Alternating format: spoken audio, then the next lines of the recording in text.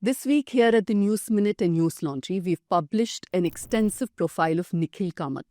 If you don't know who he is, he's a 39-year-old billionaire from Bangalore. He's also the co-founder of Zerodha, and he's a very popular host of a podcast called WTF Is.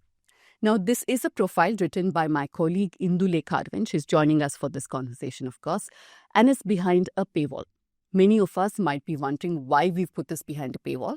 To start off with, it's because Indu took almost 2 months to put this together. She had to speak to multiple people, multiple sources to piece together this entire profile, Nikhil Kamath's profile. Also, it is one of its kind because from what we know, there isn't another such profile of Nikhil Kamath. Though he is very much in public domain, there isn't an extensive profile. So you would want to read this. If you're somebody who follows startups or stock market or even, listen to his podcast week on week, and if it's just featured on your feed, you will find value in reading this profile. So as I keep reminding you, do become a subscriber of the News Minute and Newslaundry. There is a QR code on your screen. You can scan it and become one, because not just will you get access to this profile, but also you'll get to read all our paywall stories, and you can also support independent journalism, because this profile, like other things that we do, it doesn't come from a place of vested interest. Indu has taken an honest look at his journey, where he started from, his motivation, why he did what he did, which is the most important question, because everywhere you'll find what he's done. But what led to these actions? That's the question we've tried to address in this profile.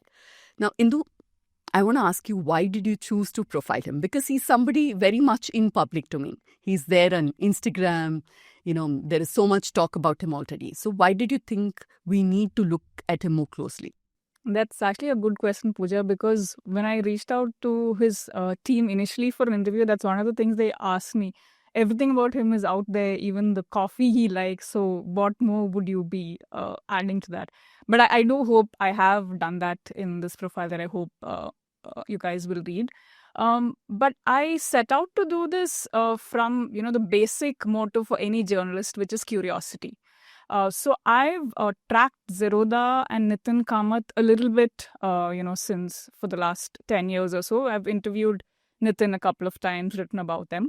But through all this, Zerodha was very much associated with Nikhil Kamath, the elder brother. He's older than Nikhil by 7 years. And he was very much the face of the company, which is fine, because if you look at any startup which has multiple founders, it's one person who is really the face of the company. But then after that, in the last couple of years, you suddenly have Nikhil Kamath exploding onto the scene. He's suddenly everywhere. He's held up as a philanthropist, as a youth icon. He's interviewing the Prime Minister, the CEO of Uber, Sam Altman, telling young entrepreneurs what they should be doing. And I felt that for someone who seems to have suddenly acquired a lot of influence, this would be a good time to take a closer look at his journey. Not the one that he's publicly spoken about, but, going beyond that, to look at the trajectory, the motivations, and the background in which it took place, even the arc of India's own transition over those years. I hope I've answered all those questions in my piece. Yeah, I know. I've read it. I know she has. So you should go and read it. But, I know a lot of people, especially in Bangalore, but even other parts of South, across the country, who look up to Nikhil Kamath particularly. What is it that makes him that relatable figure, do you think? Is it because he came from a middle-class background, something that you address quite extensively in this article? But apart from that, what makes Nikhil Kamath a relatable figure for the youth of India? One reason for his appeal among the youth is definitely, as you said, his origin story of the middle-class background. His dad was in a public sector bank. His mom was teaching the Veena. And especially so in a country like India, where, people who are managed to make it to the ranks of the wealthy and the famous and the influential invariably come from, generational wealth, and they have the privilege that comes with that. And and he also stands apart in that he was a school dropout, unlike other startup founders who we see who are typically from IITs, etc. And the other reason, of course, is that he's the co-founder of Zerodha, which stands out among startups in India for being very profitable and profitable throughout. And secondly, for not having taken any external funding or any VC money, which is very much a part of its brand and identity. So it's this whole story of this, self-made billionaire who's come from a very relatable background, which appeals to people. Then, of course, there is the part where his the reach of his podcast, which is very influential, and where he's if you look at some of the other podcasts in this genre, it's also about how young people can make it big, what they should be doing, and that's definitely one of the things that he addresses through his the different episodes. Like what if you are a 22-year-old founder in India, what sectors should you be looking at, or how should you approach it, which is something that would I think be useful to anyone kind of listening to it or interested in it. Apart from the fact that he's a self-made billionaire now, one thing I didn't know well enough and I found in this piece is that he's a school dropout. He wasn't this topper or highly accomplished academic or anyone who made it big. So do you think that is one of the things that sets him apart, or did you find other such things through the course of your reporting? That's actually a interesting nuance in his journey, because so one, it's definitely unusual in the startup ecosystem, because if you look at the big startups that we know of today, the founders, a lot of them would be from IITs or similar elite engineering institutes. And the other thing, of course, is the word dropout and the connotation that has in the whole Silicon Valley culture, which is very much emulated and reflected in Bangalore. So in Silicon Valley, you have, even though it is the rare exception, the person who drops out of college and makes it to the ranks of the rich and the famous. But that's really kind of mythologized. You have people like Bill Gates, you have Peter Thiel, who kind of advocates for that. So that's a very, it's an interesting kind of identity to lean into. And it's something that he has. He's never, because at the time that he dropped out and the background that he comes from, it would have been a difficult choice, especially to drop out of school, not even college. But if you look at it, he's gone on to embrace the tag of being a dropout, not some. He's spoken about not of missing out the whole college experience, but otherwise it's a brand that he's kind of embraced. And but we should remember that it's always the exception, and that's not the norm. That if you and to be fair, it's not that he is endorsed dropping out either, but yeah, for people watching, that's probably good to kind of keep. Yeah, I was worried that we don't want young people thinking that let's become Nikhil Kamath by dropping out of school. No, that doesn't happen to everyone. You still need to finish your education. So that's that. But what is also striking is there are some 200 billionaires in India today. He's the only one who has a podcast of his own. And like you said earlier, he's interviewed Prime Minister Modi, so many other influential people. Why do you think, what drove him to start a podcast? So if we look at, the ecosystem of the wealthy in India, especially if you look at old money, definitely you don't have people like Mukesh Ambani or Gautam Adani starting their own podcast or hosting one. That's not something that's I guess part of their brand. But if you look at Silicon Valley, there you see how popular this whole idea of having your own podcast, especially video podcasts, has become, and how that's a very key part of your brand building and personal branding. In fact, one of the people I interviewed, communications consultant Karthik Srinivasan, he was joking that every founder these days either has a podcast or they'll be on another founder's podcast, because that's seen as so while we've always had startup founders trying to make use of social media like LinkedIn, Twitter, etc. Podcast is something that requires more investment, more effort. It's not something that everyone can do. And if you're good at it, that will really give you a kind of cachet that you won't get otherwise. And it's something that Nikhil has cracked very well. And the other interesting thing that I came across is I spoke to Nikhil Taneja of the organization Yuva, which works a lot with young people in India. And he was saying that today, it's such an important part of acquiring influence, this whole, having a podcast where you speak directly to people. So even if you have creators trying to be entrepreneurs and entrepreneurs trying to be creators, because podcasters are also creators, right? And even if you are, if you're rich and you're famous, the kind of reach that you get through social media, through podcasts, that's different, and that's something that anyone would want. Yeah. You mentioned old money and old timers like an Ambani or an Adani. They don't put themselves out there as much. You don't know what their opinion on 100 things are. Every communication is usually more curated, very controlled, the narrative, which is, at least it doesn't seem to be the case in Nikhil.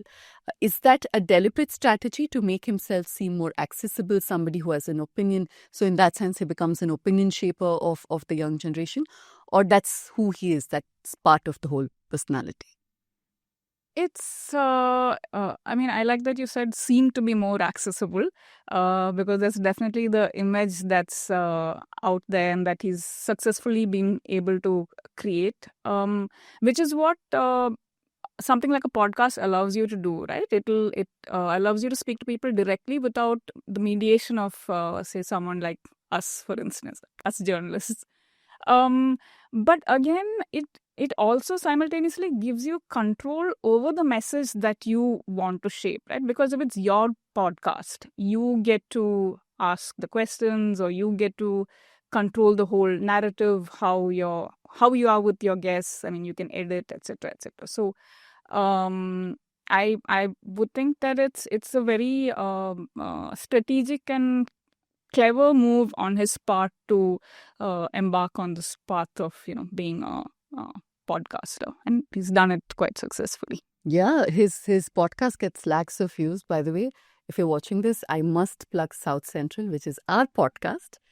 We don't get lakhs of views just yet, but do go and check it out on our YouTube page, on our homepage as well. We take up a whole bunch of topics and discuss it in great length. My plug is over.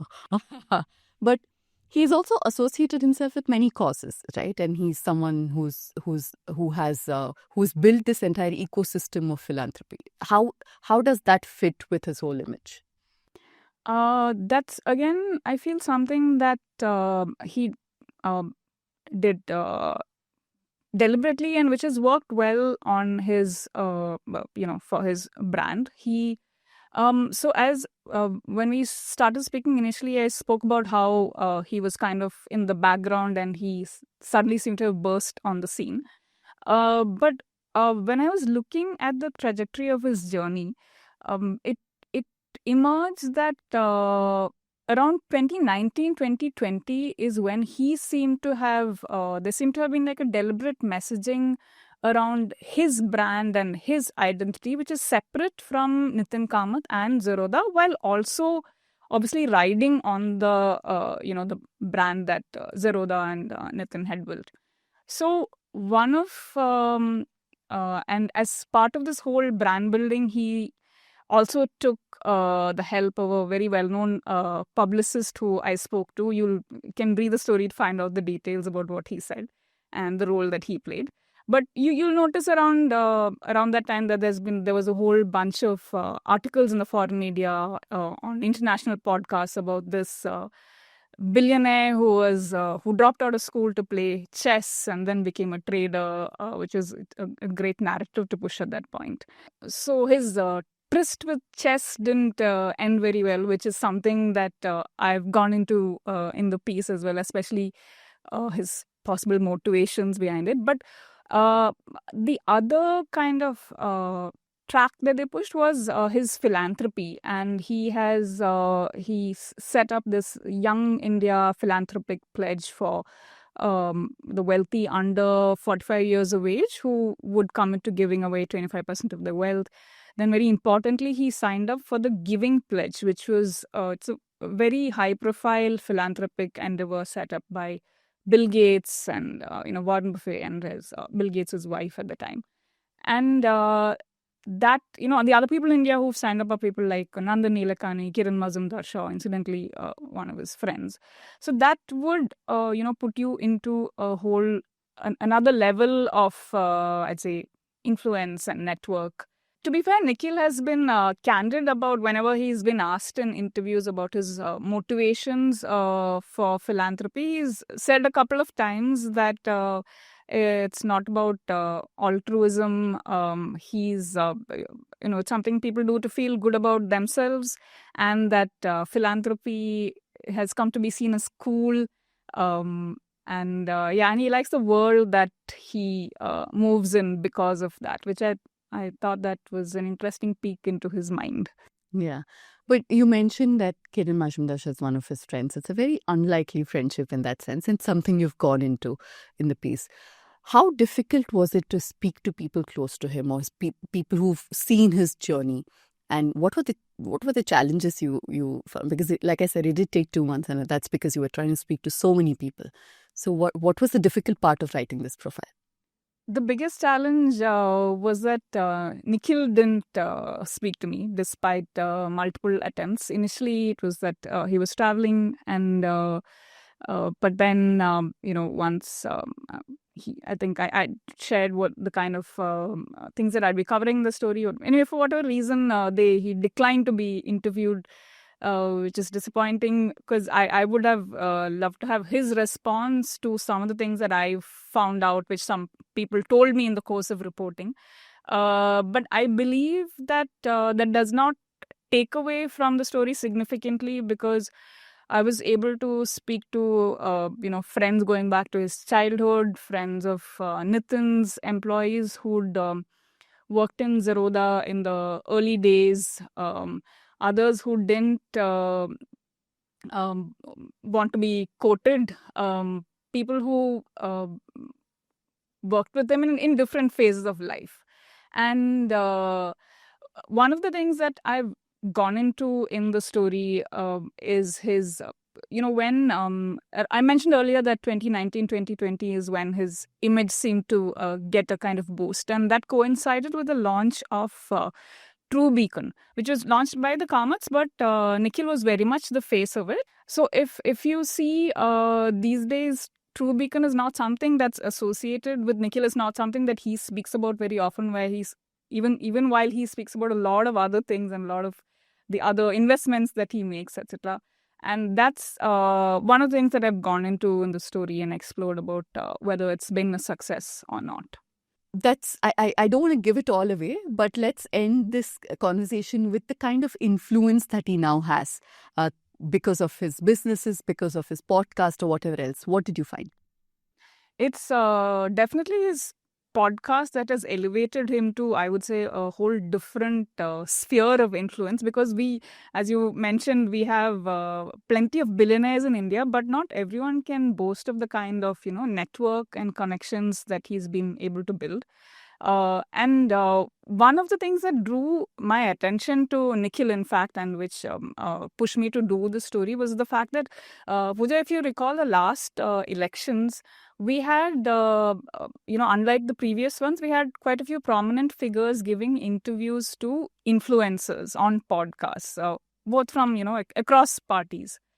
But earlier this year, we saw that the Prime Minister, when for the first time he gave when he was on a podcast, it was not to any of the, professional influencers, but it was on Nikhil Kamath's podcast, which I thought was very interesting and was a signal to, what that there might be something beyond that. And so when I went back to look at, that equation a little bit, I saw, a couple of things, of course, was the fact that going back to 2023, when we had the Karnataka Assembly elections, one of the people that Modi met was again Nikhil and Nitin Kamath, and Nikhil had put up a very effusive tweet after that.